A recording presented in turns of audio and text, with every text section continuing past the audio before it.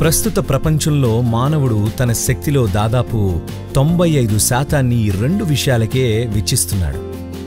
డబ్బు, సెక్స్.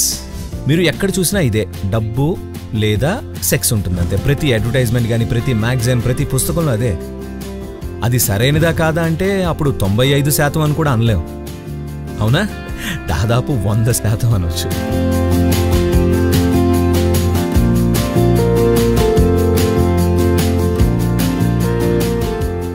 గురువుగారు, ఇది మనలో చాలామంది రోజువారీ జీవితాల్లో ఎదుర్కొనే ప్రశ్న.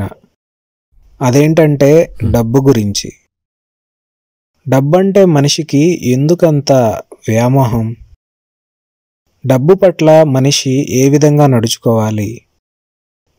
దీని గురించి ఏమైనా చెప్తారా? డబ్బు విషయంలో తప్పే ఉందండి. డబ్బు కేవలం ఒక సాధనం అంతే. నిజానికి మనిషిని పీడించేది అది డబ్బు కాదు. ఆ డబ్బుతో కొనదగినవి వాటి పట్ల మనిషికి ఉండే వ్యామోహం, అవునా? డబ్బుతో సాధికారత కలుగుతుంది. ప్రజలకి కావాల్సింది అదే. వాళ్ళకి కావాల్సింది డబ్బు కాదు, డబ్బుతో వచ్చే సాధికారత కావాలి, అవునా? The access and the freedom that it gives you with the physical world, which people want. కాబట్టి డబ్బు గురించి కాదు, అది ఒక సాధనం అంతే. కాబట్టి డబ్బుంటే ఏమైనా సమస్య కాదు, మనం దాన్ని సృష్టించాం, అవునా? లేదంటే మనం ఇప్పటికీ వస్తు మార్పిడి చేస్తూ లావాదేవీలవి సాగించేవాళ్ళంగా. మన లావాదేవీలు సంక్లిష్టమయ్యాయి, వస్తు మార్పిడి విధానం కష్టంగా మారింది. కాబట్టి మనం కరెన్సీని కనిపెట్టేశాం. కరెన్సీ కష్టంగా మారింది కాబట్టి ఇప్పుడు కార్డు సృష్టించాం.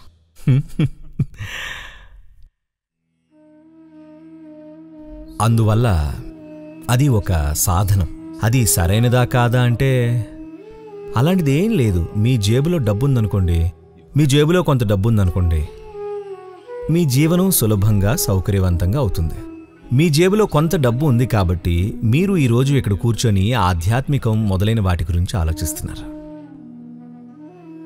మీరు ఒకవేళ మురికివాడలో ఉంటూ మీ జేబులో డబ్బు లేకపోతే ఈరోజు ఇక్కడ కూర్చోలేరుగా, శాంభవి మహాముద్ర చేసేవాళ్లు కాదు, అవునా? మీరు కేవలం ఆ ఇల్లు గడపడం గురించో లేదా ఆ వరద నీటిపై ఈదేందుకు ఒక పడవను నిర్మించుకోవడంలో మునిగిపోతారు. ఇంచుమించు అలాంటిదే, అంతేగా? ఎందుకంటే మీ జేబులో కొంచెం డబ్బు ఉంది కాబట్టి బయట వర్షం పడుతున్నా లెక్క చేయకుండా ఈరోజు మీరు హాయిగా కూర్చున్నారు. వరదలు వస్తున్నాయి, వరదలు వచ్చినా మీరు ఏం బాధపడట్లేదు. మీ జేబులో కొంత డబ్బు ఉంది కాబట్టి ఇంతటి స్వేచ్ఛ ఉంది, అవునా కాదా? మీ జేబులో గనక అసలు డబ్బే లేకపోతే ఇది అసలు సాధ్యమయ్యేది కాదు. కాబట్టి డబ్బుతో సమస్య ఏం లేదు. మీ జేబులో డబ్బు ఉండడం మంచిదే, కానీ అది జేబులోనే ఉండాలి. అదే మీ తలకెక్కితే గనుక అదే వక్రబుద్ధిగా మారుతుంది. కానీ చాలా మందికి అది వారి తలకెక్కింది. For most people it's entered their head. అలాగే వక్రబుద్ధిగా మారిపోయింది. డబ్బుని మీ జేబులో ఉంచుకోండి, జీవితం సులువుగా సాగుతుంది. మీరు కూర్చొని ధ్యానం చేసుకోవచ్చుగా. మీరు రేపు పని చేయకపోయినా మీకు సరిపడా డబ్బుందనుకోండి, మీరు ఒక నెల రోజులు విరామం తీసుకొని కేవలం ధ్యానం చేయొచ్చు, అంతేగా? పొట్టకూటి కోసం కష్టపడే మనిషి అలా చేయాలనుకున్న పాపం చేయలేడు. కాబట్టి జేబులో డబ్బు ఉండడం మీ జేబులో డబ్బు ఉండడం ఎప్పుడూ మంచిదే. అదే మీ తలకెక్కితే అదే మిమ్మల్ని నాశనం చేసే ఉన్మాదం అవుతుంది. మీరు దేన్నైనా దాని స్థానంలో ఉంచాలి.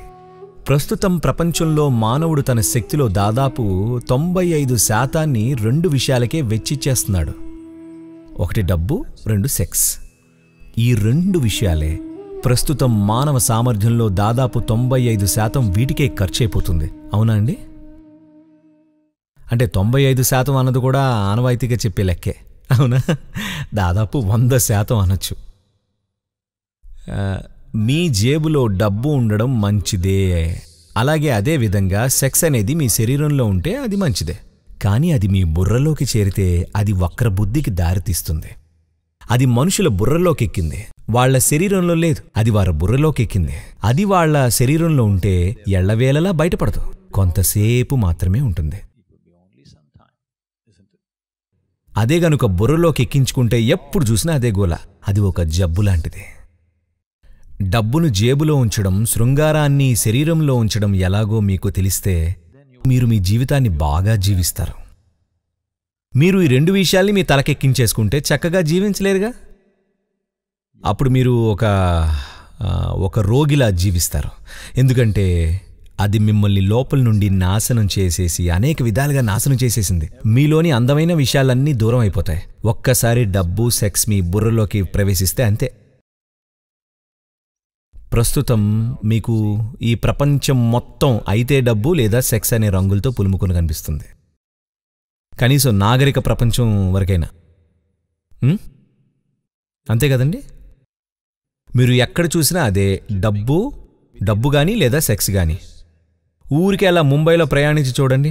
ప్రతి అడ్వర్టైజ్మెంటు, ప్రతి మ్యాగజైన్, ప్రతి పుస్తకం అయితే డబ్బుతో లేదా సెక్స్తో నిండిపోయి ఉంటుంది. అంతే కదండి. ఇక ఈ 2 విషయాలు వాటి సహజ స్థానంలో అవి ఉంటే గనుక అవి సమస్య కావు. ఎటువంటి సమస్య ఉండదు. అవి బాగానే ఉంటాయి. వాటి అందం వాటికి ఉంటుంది.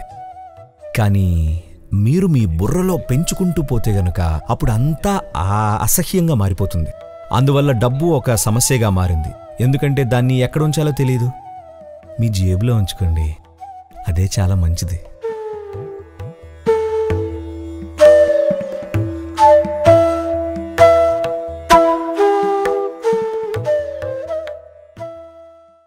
మీరు ఒత్తిడి, ఉద్రేకం, ఆందోళనతో ఉంటే గనుక మీ సొంత తెలివితేటలు మీకు ప్రతికూలంగా మారాయి అని మీరు తెలుసుకోవాలి.